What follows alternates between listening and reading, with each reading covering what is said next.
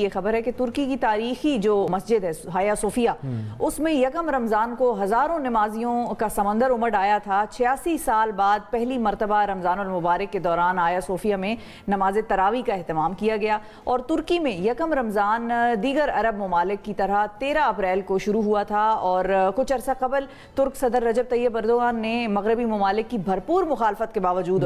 بھرپور مخالفت، مطلب آپ اندازہ نہیں لگا سکتے کس قدر خبریں چھپی تھیں اور کیا کیا خبریں چھپی تھی ترکی اور صدر اردوغان کے حوالے سے دنیا کے عالمی جریدوں میں۔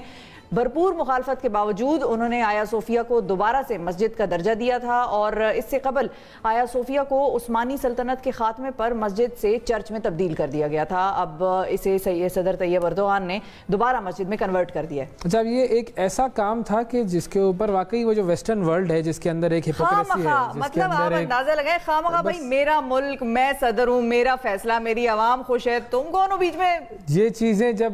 ہم اعتراض کرتے ہیں، بہت سارے ویسٹرن ممالک میں ایسے قوانین ہیں، جب ان پر اعتراض کیا جاتا ہے تو وہ کہتے ہیں کہ ہمارا ملک، ہماری مرضی۔ اچھا، اور یہ اویس دنیا جب ان پہ ان کے فیصلے پہ اعتراض کرتی ہے تو وہ اپنا فیصلہ نہیں بدلتے، بالکل بطور مسلمان ہو جائیں یا کمزور ملک کہہ لیں یا جو بھی کہہ لیں، ہم پھر بھی اپنے فیصلوں کو ریوزٹ کر لیتے ہیں بہت مرتبہ۔ وہ لوگ تو جدھر لیکن ہمیں بھی ریوزٹ نہیں کرنا چاہیے، ہمیں بھی ڈٹے رہنا چاہیے۔ لیکن کس قدر خوبصورت ویژولز ہیں اس جگہ کے، ہایا صوفیہ میں